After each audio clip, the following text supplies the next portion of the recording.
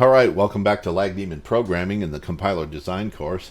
In our previous video, we got our lexer and parser working together and picking up floats and ints and just printing out whether it was a float or an int.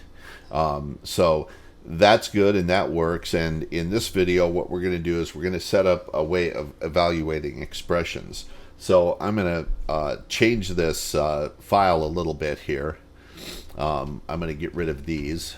We don't want to print anything out now. We're going to want to evaluate an expression. So what I'm going to say for this is I'm going to change line to the word expression. And it's a program followed by an expression. Remember I said we can use whatever words we want in here. And this is going to be an expression. And up here, an expression is not going to be an int val. It's actually going to be a float val. And we're going to work with floats first. And we'll allow integers to come in here, but what integers will do is they'll basically become floats. And so we just dealing with numbers, numerical values. Okay, so an expression can be just that. It can be a float or it can be an int. What else can expression be? Well, we need some other tokens. So we need to go over here to our lexical analyzer, and very simply, we're going to say that if it finds a plus symbol, we're going to return a plus symbol, and that's it. It doesn't really have to be a token, although I think this is double quotes. And we'll just copy this. Oops, what happened? Oh, my file list went away. And we'll go minus divide and times, and we'll return a minus divide times. Now when we're working with these, we have to recognize something about addition, subtraction, multiplication, and division, and that is that they well, you know what, actually I'm going to go ahead and create tokens for those, because it'll be a little easier to work with. So up here in our tokens, we're going to go just token, and we're going to go, I'm going to start these tokens with t plus t minus t divide t multiply. All right, and then we want a token for open. We'll call it O parent for open parent, and a token for C parent, closed parent. All right. So over here in the lexical analyzer, we'll return that token. We'll return T plus T minus T divide and T multiply.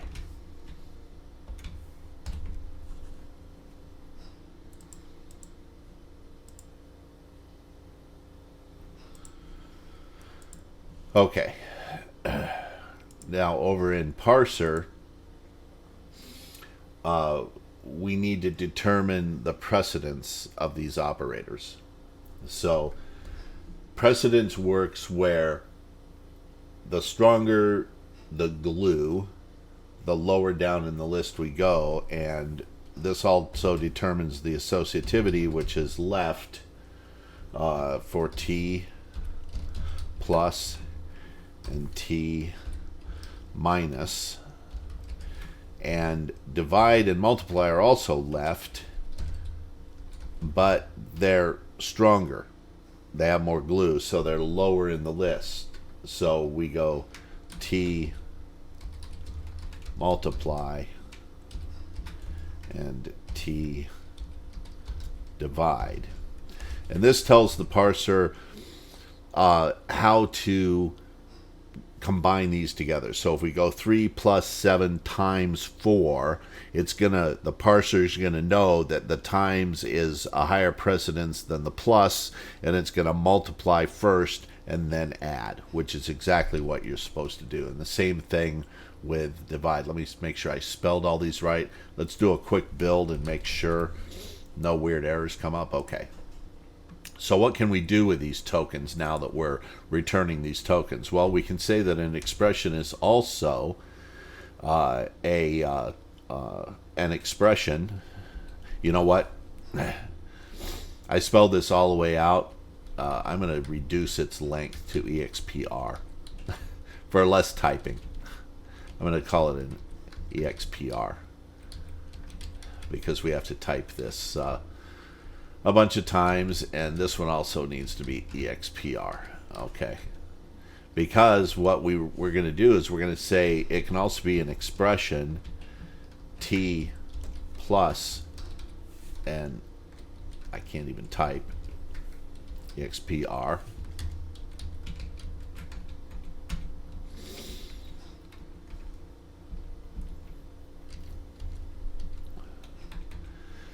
And in that case, we want the result, $, to equal $1 plus $2. So in this case, we're dealing with constants. We're dealing with things, numerical values that were typed in. We have no what we call L values yet, or variables, or places to assign things that would have to run at runtime. So this is actually going to happen at compile time. And in reality, what we're building right now is an interpreter, because everything that we're building is going to execute at the time we run the compiler, not at the time that not going to produce a thing that can be run separately from the compiler. We will get to that, however. We will build a compiler that produces an output that can run separately from what we're doing here. So this is just saying that right now, an expression can be an int or a float. So it can be an int plus a float, or a float plus an int. Okay. And ultimately that'll be cast back to a float, and the operation completed. So it can also be an expression T minus an expression, and of course, just like we did over here, except it's going to be minus. And I'm just going to copy these, and I'm going to change this to multiply and divide, and of course this will be multiply, this will be divide. I'm going to just try to neaten it up here a little bit. Now there's one more very special case, and this is where these positional parameters become very important, because it can be an expression can also be a T open parent with an expression, and a T closed parent. Now, in this case, the result $, is going to equal the expression, which is in the $2 position. So what it's going to do is say, oh, I've got an expression within parentheses. The expression is evaluated. My result is what's between the parentheses. And this is recursive because we've got this expression in here. So we can have expressions, within parentheses, and so forth. So let's now, if I can type correctly, let's do a build. Now, why it doesn't like your operator.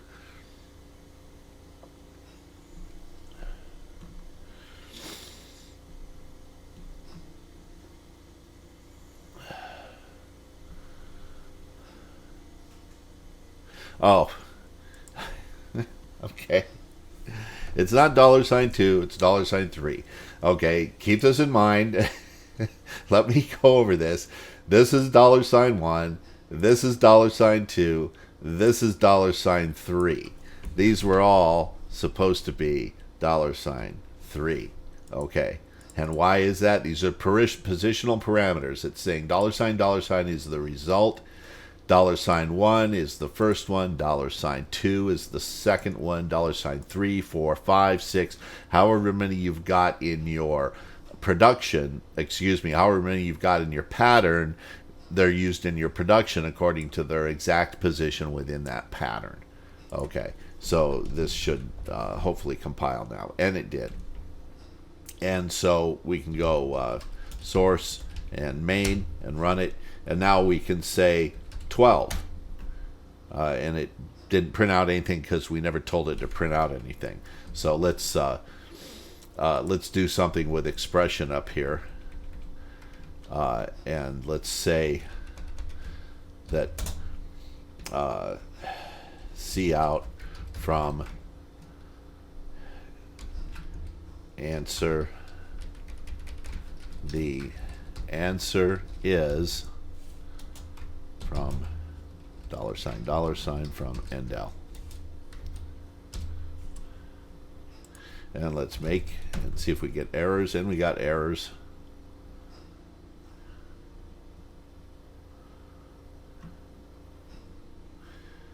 Expression is a float val.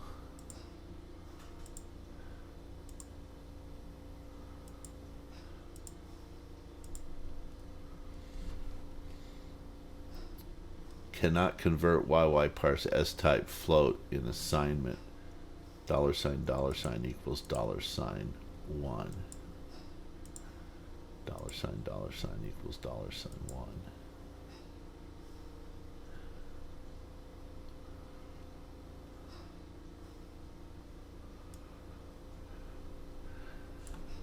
Let's do this here and make this $1 instead.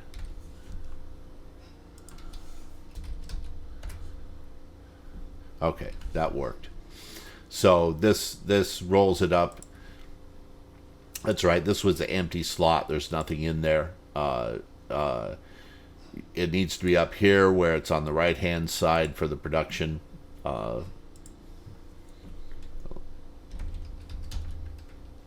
We can run this now, source, main. Let's do it in the bigger one so you can see.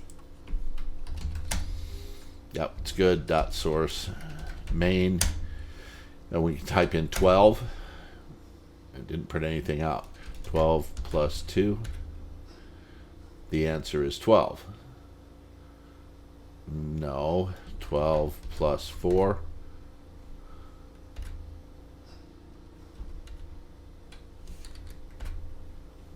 12 plus 2. 12 plus 4.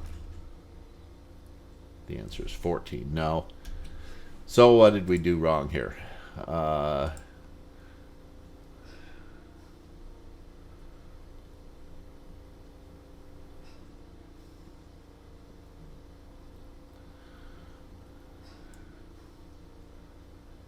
It's not evaluating a complete expression.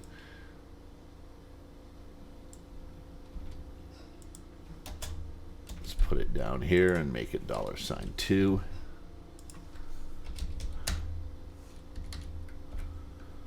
12, 14, 16. All right, let me pause the video and figure out why this is behaving like it is. Like I've said, this can be tricky. There's some tricky stuff that goes on, and I don't usually do this kind of stuff with it. I do different kinds of things, and I work with abstract syntax trees and stuff, and I don't usually print stuff out. So it's been a while. Let me check it out, and I'll get right back here. All right, I'm back. I think I know what the problem is here. We're going to do things a little differently than I would normally do. We're going to take the slant n out of here. That's fine for white space, but we're going to go slant n, and we're going to just come over here and do return t new line. And we're going to go over here and make a token. Normally I wouldn't care about new lines, but we'll make a T underscore new line token. And I'm going to change this a little bit. We've got our expression part right here. It's fine. I'm going to take this out for now. That out of there. We've got our expression here, which is a we don't actually need this. What we're going to do is change this to a line like I had before, and a program followed by a line. Then we're going to come down here and create our line, and what we're going to do is say is a line is an expression followed by a T new line.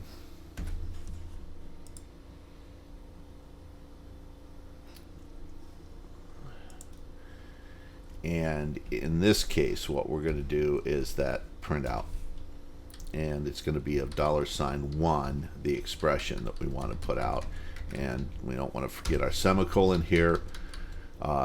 So now we've got an expression followed by a new line. Should print this out. That'll close off a particular expression. Let's see if this builds. Did we make any mistakes? We didn't. No mistakes. That's good. And now we should be able to put in 12, and the answer is 12. 12 plus 2, and the answer is 14. I can say 12 plus 3 times 7, and the answer is 33. And why did it print parentheses?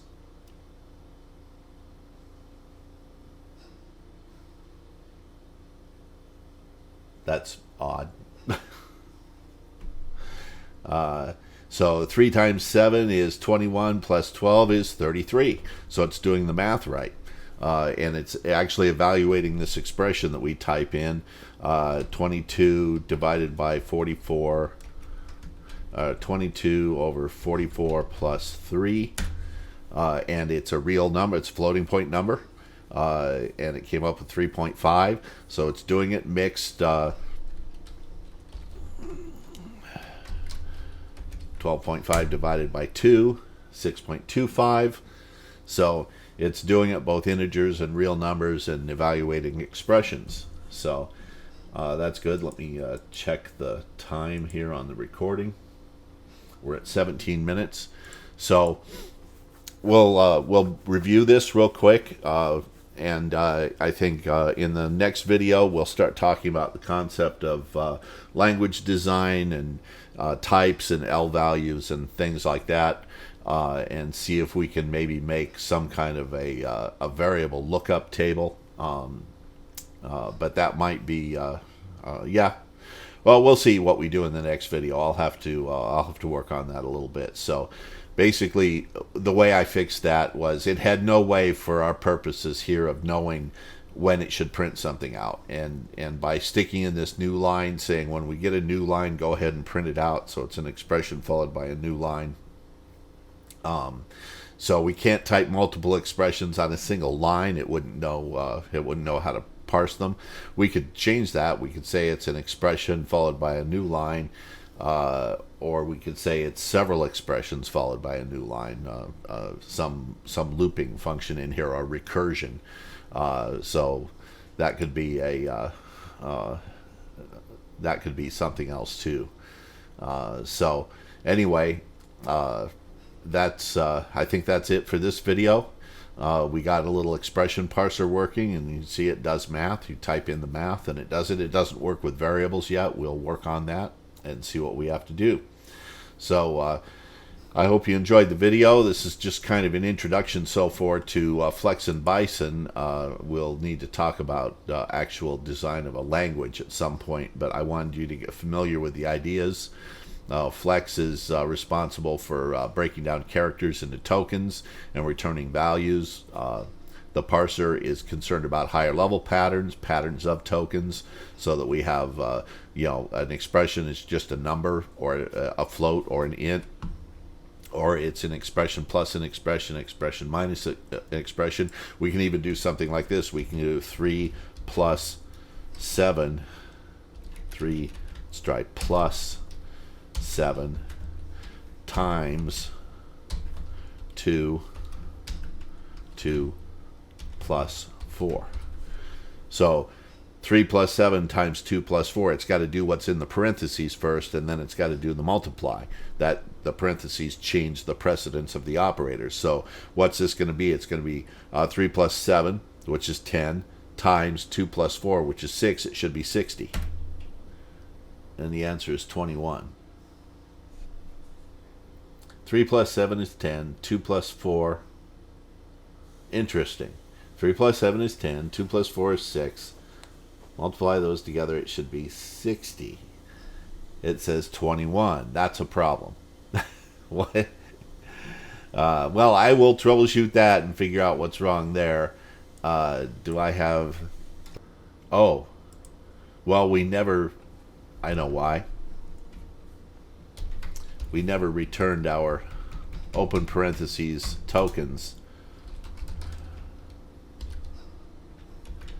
T-O parent, quote, close parent,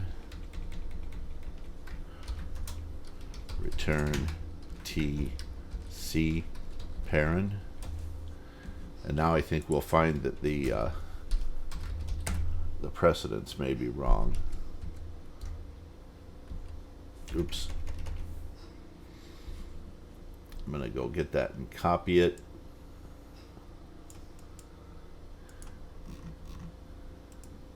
Paste it. The answer is 60. Okay.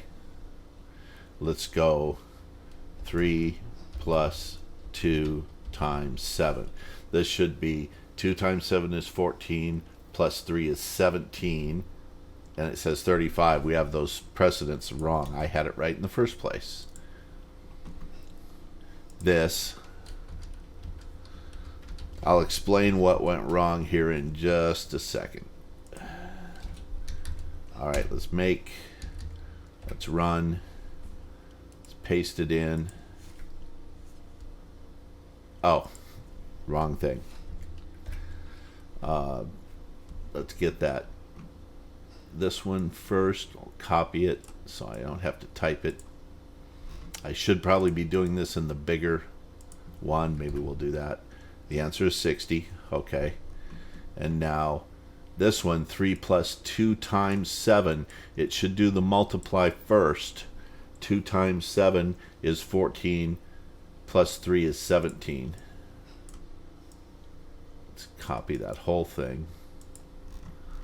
So this should come out 17 now, and it does. So now it's got the operator precedence correct. If you want, I'll redo those in the bigger one. In fact, let's do that. Let's run this. We'll paste it in here. 3 plus 2 times 7. 2 times 7 is 14, plus 3 is 17. It's got the operator precedence correct now. So, yes, I had it right in the first place. The higher the precedence, the further down the list it has to go. The higher the glue that is. And this is just saying that these are left associative operators, which they are. All of these types are left associative. There's types of operators that are right associative, like if you want to put in a negative number. You notice that we're not really dealing with negative numbers right now. If I run this and I go -3, it gives a parse error. And we can fix that real quick because we can put a thing in here that's optional. We can go plus slant minus question mark, and we can do plus slant minus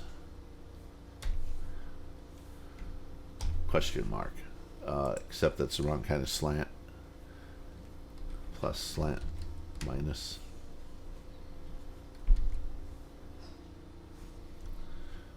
maybe we don't need it. Seems to think we don't need it. Let's do that. See if we can do this now. -3, and it says -3.